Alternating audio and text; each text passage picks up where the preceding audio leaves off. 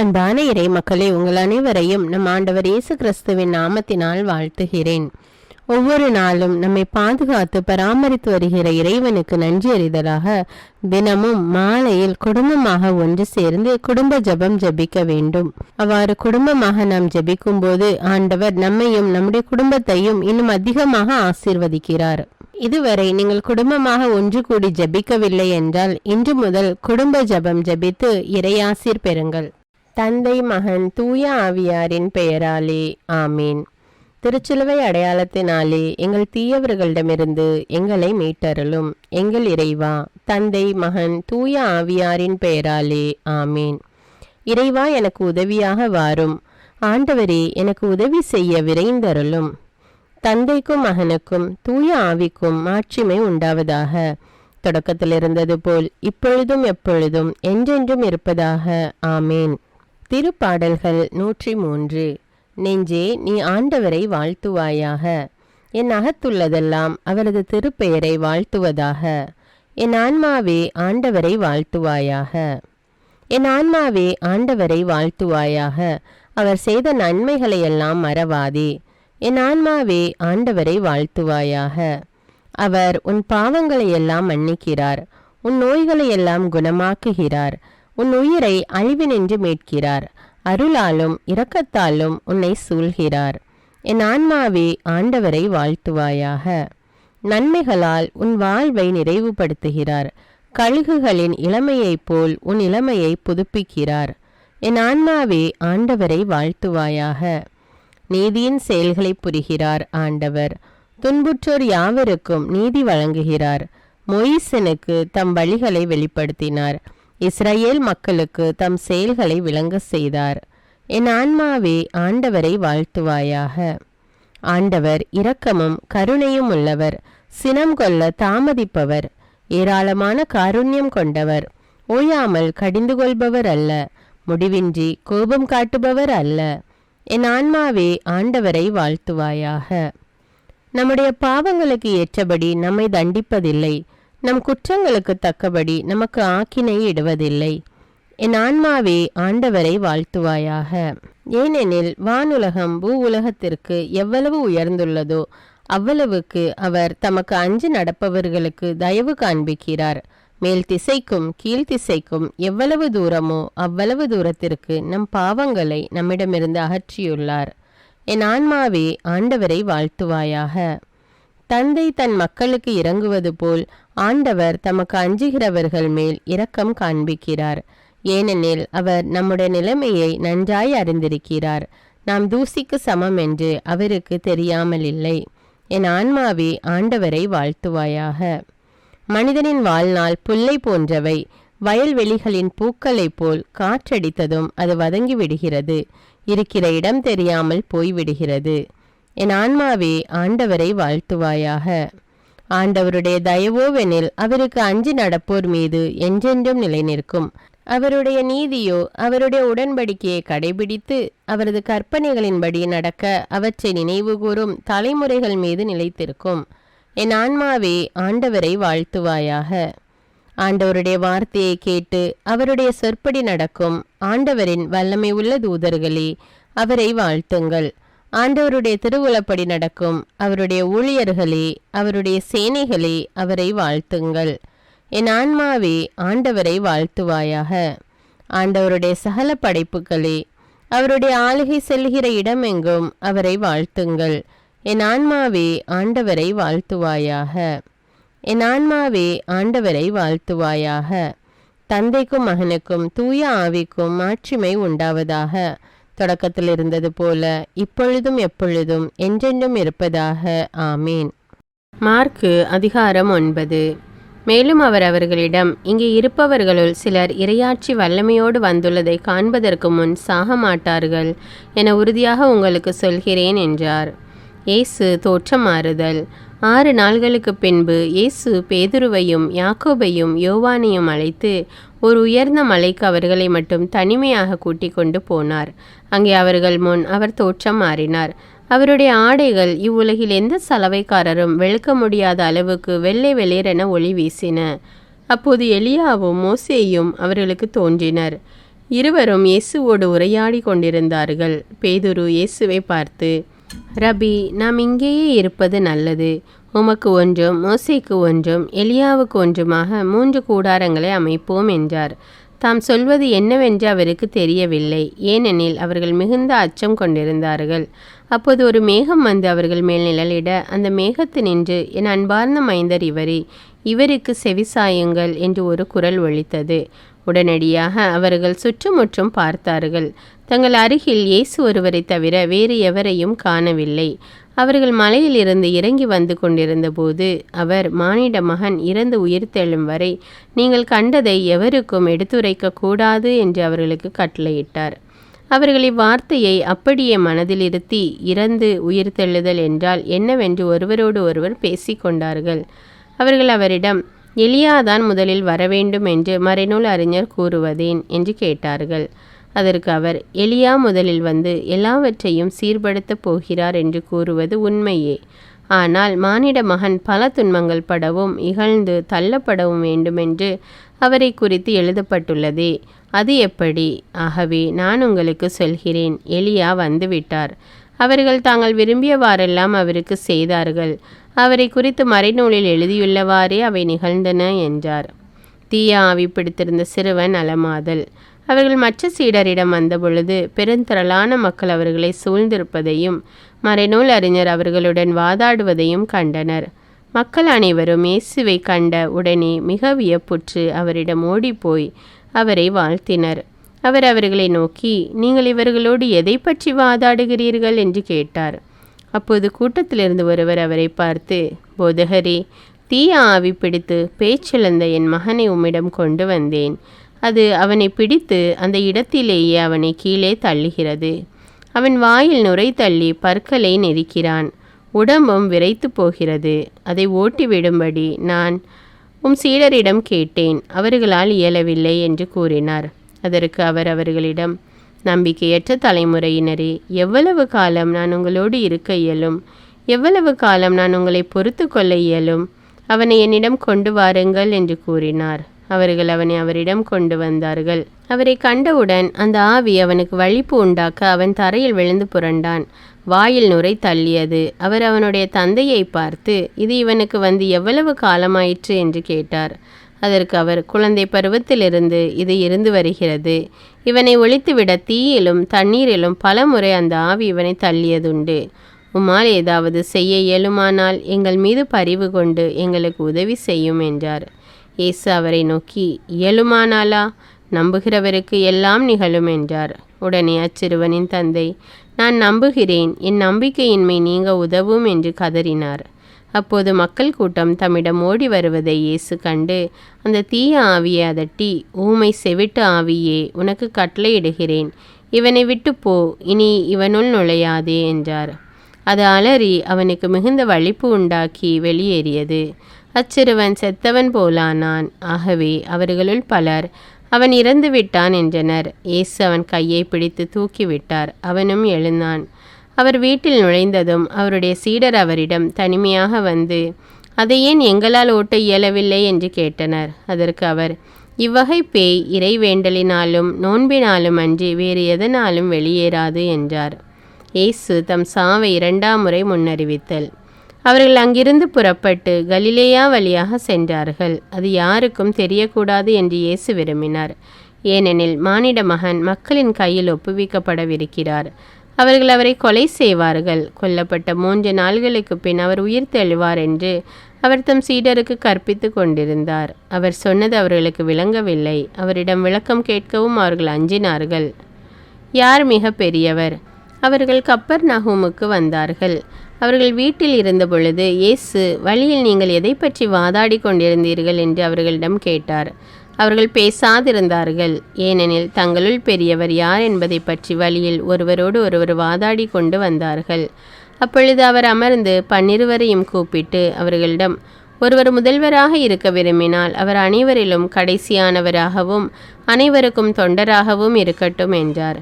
பிறகு அவர் ஒரு சிறு பிள்ளையை எடுத்து அவர்கள் நடுவே நிறுத்தி அதை அரவணைத்து கொண்டு, இத்தகைய சிறு பிள்ளைகளுள் ஒன்றை என் பெயரால் ஏற்றுக்கொள்பவர் எவரும் என்னையே ஏற்றுக்கொள்கிறார்.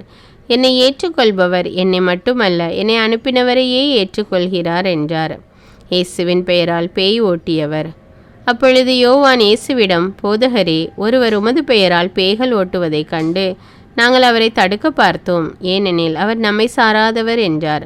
அதற்கு இயேசு கூறியது, தடுக்க வேண்டாம், ஏனெனில் என் பெயரால் வல்ல செயல் புரிபவர் அவ்வளவு எளிதாக என்னை குறித்து இகழ்ந்து பேச மாட்டார். ஏனெனில் நமக்கு எதிராக இராதவர் நம் சார்பாக இருக்கிறார். நீங்கள் கிறிஸ்துவை சார்ந்தவர்கள் என்பதால் உங்களுக்கு ஒரு கிண்ணம் தண்ணீர் கொடுப்பவர் கைமாறு பெறாமல் போகார் என உறுதியாக உங்களுக்கு சொல்கிறேன். பாவத்தில் விழ செய்தல். என் மீது நம்பிக்கை கொண்டுள்ள இச்சிறியோருள் எவரையாவது பாவத்தில் விழ செய்வோருடைய கழுத்தில் ஒரு எந்திரக்கல்லை கட்டி கடலில் தள்ளிவிடுவதே அவர்களுக்கு நல்லது. உங்கள் கை உங்களை பாவத்தில் விழ செய்தால் அதை வெட்டிவிடுங்கள். நீங்கள் இரு கையுடையவராய் அணையாத நெருப்புள்ள நரகத்துக்குள் தள்ளப்படுவதை விட கை ஊனமுற்றவராய் நிலை வாழ்வில் புகுவது உங்களுக்கு நல்லது. உங்கள் கால் உங்களை பாவத்தில் விழ செய்தால் அதை வெட்டிவிடுங்கள். நீங்கள் இரு காலுடையவராய் நரகத்தில் தள்ளப்படுவதை விட கால் ஊனமுற்றவராய் வாழ்வில் புகுவது உங்களுக்கு நல்லது. உங்கள் கண் உங்களை பாவத்தில் விழ செய்தால் அதை பிடுங்கி எறிந்து விடுங்கள். நீங்கள் இரு கண்ணுடையவராய் நரகத்தில் தள்ளப்படுவதை விட ஒற்றை கண்ணராய் இறையாட்சிக்கு உட்படுவது உங்களுக்கு நல்லது. நரகத்திலோ அவர்களை தின்னும் புழு சாகாது, நெருப்பும் அவியாது. ஏனெனில் பழிப்பொருள் உப்பால் தூய்மையாக்கப்படுவது போல் ஒவ்வொருவரும் நெருப்பால் தூய்மையாக்கப்படுவர். உப்பு நல்லது, ஆனால் அது உவர்பற்று போனால் எதை கொண்டு அதை உவர்ப்புள்ளதாக்குவீர்கள்? நீங்கள் உப்பின் தன்மை கொண்டிருங்கள், ஒருவரோடு ஒருவர் அமைதியுடன் வாழுங்கள். பாவங்களுக்காக மனம் வருந்தி மன்னிப்பு கேட்போம். எல்லாம் வல்ல இறைவனிடமும் எப்போதும் கன்னியான பரிசுத்த மரியாவிடமும் அதிதூதரான தூய மிக்கேலிடமும் திருமுழுக்கு யோவானிடமும் திருத்தூதரான தூய பேதுரு பவுலிடமும் தூயவர் எல்லாரிடமும் நான் பாவி என்று ஏற்றுக்கொள்கின்றேன். ஏனெனில் என் சிந்தனையாலும் சொல்லாலும் செயலாலும் பாவங்கள் பல செய்தேன். என் பாவமே, என் பாவமே, என் பெரும்பாவமே. ஆகையால் எப்பொழுதும் கன்னியான தூய மரியாவையும் அதிதூதர் தூய மிக்கேலையும் திருமுழுக்கு யோவானையும் தூயவர் எல்லோரையும் எனக்காக வேண்டிக் கொள்ள மன்றாடுகிறேன். எல்லாம் வல்ல இறைவன் நம்மீது இரக்கம் வைத்து நம்முடைய பாவங்களை மன்னித்து நம்மை நிலையான வாழ்வுக்கு அழைத்து செல்வாராக. ஆமேன். எல்லாம் வல்ல இரக்கமுள்ள ஆண்டவர் நமக்கு பாவ மன்னிப்பும் பொறுத்தலும் விமோச்சனமும் அளிப்பாராக. ஆமேன். குடும்ப மன்றாட்டு. ஆண்டவர் உலக பெரும் குடும்பமான மானிடத்தின் மீதும் அவருடைய அன்பு குடும்பமாகிய திருச்சபை மீதும் குறிப்பாக அவருடைய பெயரால் இங்கு கூடியிருக்கும் நம் குடும்பத்தின் மீதும் தம் அருட்கொடைகளை பொழிந்தருளுமாறு மன்றாடுவோம். இக்குடும்பத்தில் உறுப்பினர் எல்லோரும் ஒருவருக்கொருவர் அன்பிலும் தேவ அருளிலும் நிலைத்திருக்க வேண்டுமென்று உம்மை மன்றாடுகிறோம். ஆண்டவரே, எங்கள் மன்றாட்டை கேட்டருளும். பகையாலும் விரோதத்தாலும் பிரிந்து வாழும் குடும்பங்களை எல்லாம் உமது திருக்குடும்பத்தின் ஒற்றுமைக்கும் அன்பு வாழ்வுக்கும் அழைத்து கூட்டி சேர்க்க வேண்டும் என்று உம்மை மன்றாடுகிறோம். ஆண்டவரே, எங்கள் மன்றாட்டை கேட்டருளும்.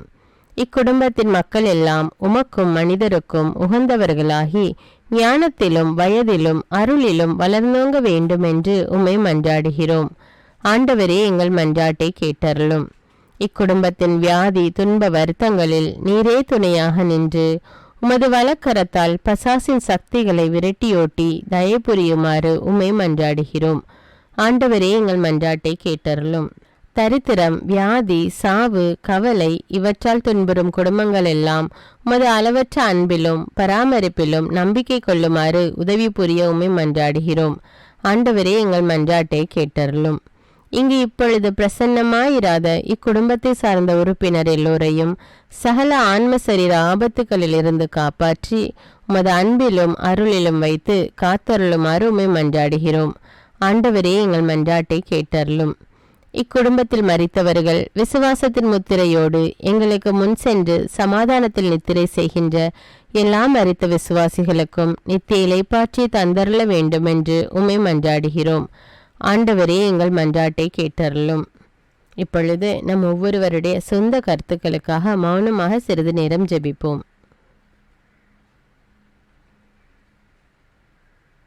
எல்லாம் வல்ல சர்வேஸ்வரா, உமது திருமகன் இயேசு கிறிஸ்து மரியாளுக்கும் சூசையப்பருக்கும் பணிந்து குடும்ப வாழ்வை சொல்லறிய புண்ணியங்களால் அர்ச்சிக்க வேண்டும் என்று திருவுளமானீர். அவருடைய பெயரால் இங்கு கூடியிருக்கும் இக்குடும்பத்தை கண்ணோக்கி பாரும். அத்திரு குடும்பத்தின் முன்மாதிரிகையை இக்குடும்பமும் கண்டு பாவித்து இறுதியில் திரு ஏக சர்வேஸ்வரனாய் வாழும் உமது நித்திய குடும்பத்திற்கு வந்து சேர அருள் புரியும். உம்மோடும் பரிசுத்த ஆவின் ஐக்கியத்தில் சர்வேஸ்வரனாய் என்றென்னும் வாழ்ந்து ஆட்சி செய்கின்ற எங்கள் ஆண்டவரும் உம்முடைய சுதனுமாகிய அதே இயேசு கிறிஸ்துவின் வழியாக உம்மை மன்றாடுகிறோம். ஆமீன். இயேசு வாழ்ந்து இறந்தார் என்பது நற்செய்தி அல்ல.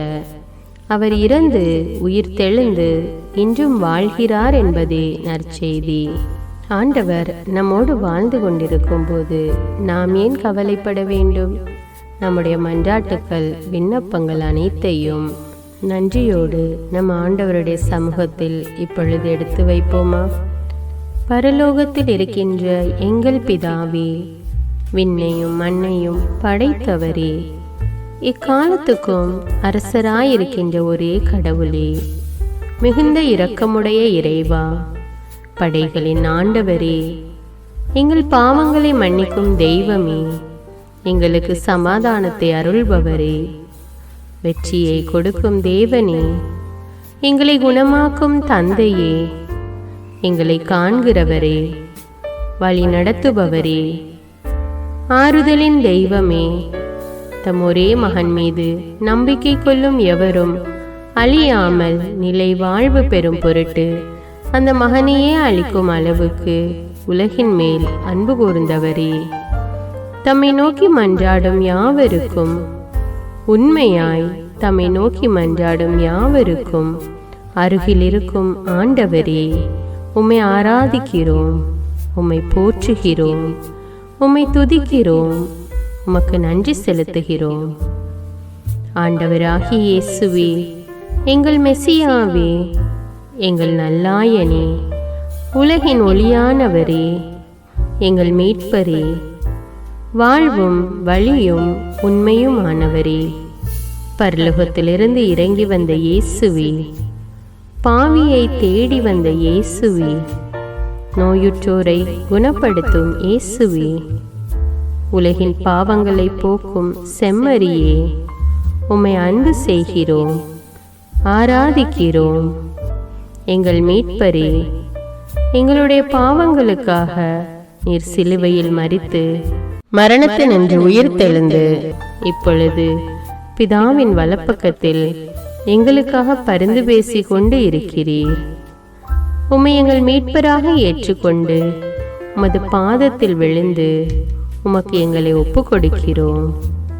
உமது திரு இரத்தத்தால் கழுவி எங்களை நீதிமான்களாய் மாற்றும் ஆண்டவரே, நாங்கள் செய்த எல்லா பாவங்களையும், குறிப்பாக எங்களுக்கு சாபத்தை கொண்டு வந்த பாவங்களுக்காகவும் மனம் வருந்துகிறோம். எங்களை மன்னியும் தெய்வமே, எங்கள் முன்னோர்களின் பாவங்களினால் ஏற்பட்ட சாபங்களையும் நீர் சிலுவையில் சுமந்து தீர்த்தீர் என்று விசுவசிக்கிறோம். பாவங்களையும் சாபங்களையும் நீக்கி எங்களுக்கு விடுதலையை தாரும். எங்கள் மீட்பரே, உமக்குள் நாங்கள் மன்னிப்பை பெற்றது போலவே எங்களுக்கு தீமை செய்தவர்கள், எங்களை தவறான பாதையில் நடத்தியவர்கள் அனைவரையும் உமது சித்தத்தின்படியே மன்னிக்கிறோம். எங்களை ஆசீர்வதியும்.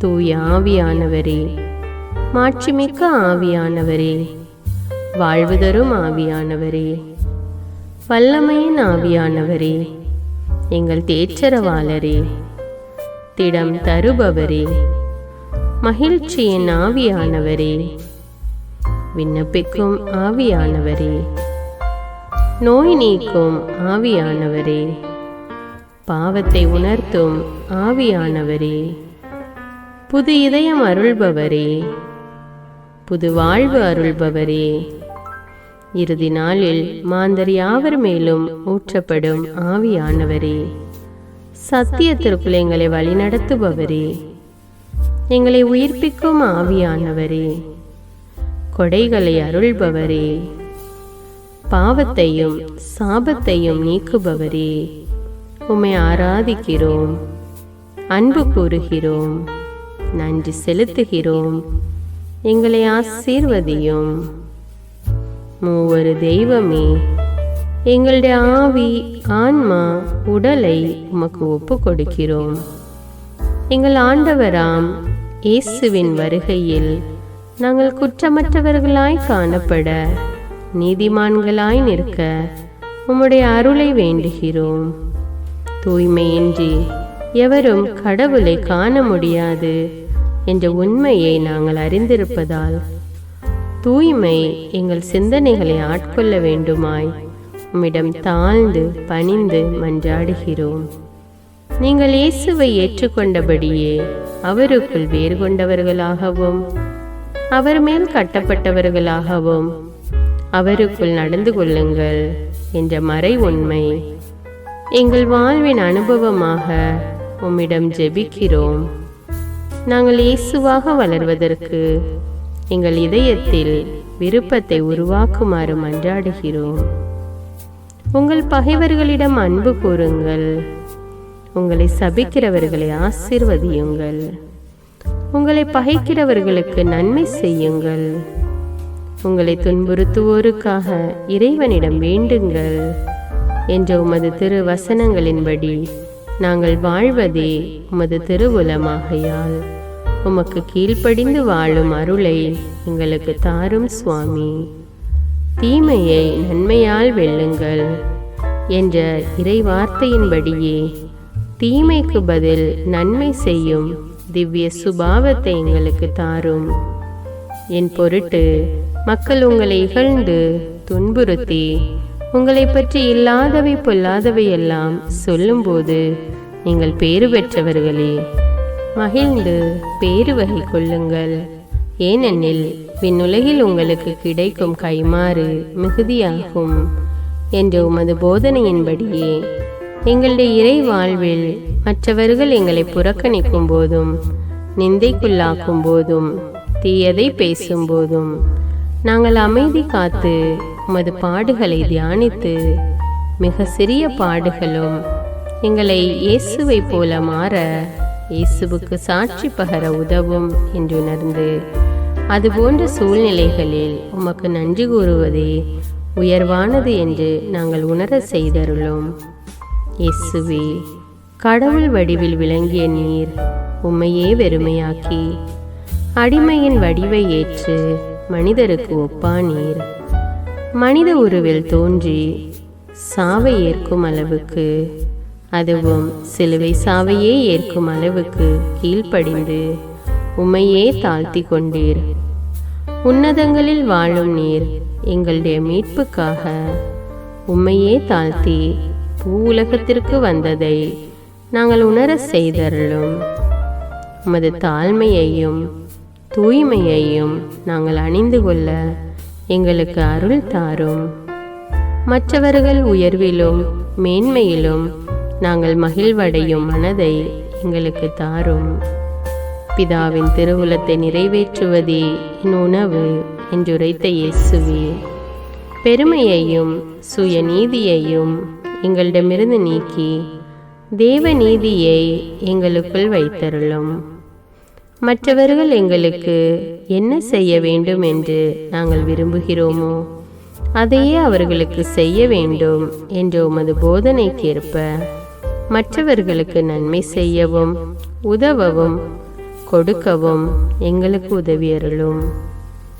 எங்கள் ஆண்டவரே, நாங்கள் மீட்பின் அனுபவத்தோடு என்றும் வாழ, பாவ மன்னிப்பின் நிச்சயத்தை தொடர்ந்து அனுபவிக்க, பகைவர்களையும் அன்பு செய்ய, வேதனையுறும் உள்ளங்களுக்கு மகிழ்ச்சியை அளிக்க, எதிர்பார்த்த ஒன்று நடவாத போதும் அமைதியுடன் வாழ, காரியங்கள் போதுமான அளவு நடைபெறாத போதும் பொறுமையுடன் வாழ வேண்டுமென்றே நிந்தைக்குள்ளாக்குபவர்களிடமும் கனிவு காட்ட, புறக்கணிப்பவர்களுக்கும் நன்மை செய்ய, நண்பர்கள் உண்மையற்றவர்களாக மாறும்போதும் நாங்கள் உண்மையுடன் இருக்க, கடுமையான சோதனைகளிலும் தன்னடக்கத்துடன் வாழ, தூய கோலத்துடன் உம்மை வழிபட, விசுவாசத்திலிருந்து மகா விசுவாசமான வாழ்விற்கு கடந்து செல்ல, ஜெப வீரர்களாய் வாழ, இயேசுவின் சீடர்களாய் வாழ, இயேசுவுக்கு சாட்சி பகர மன்றாடுகிறோம். எங்கள் விண்ணப்பங்களை ஏற்று ஆசீர்வதியும். எதை பற்றியும் கவலைப்பட வேண்டாம்.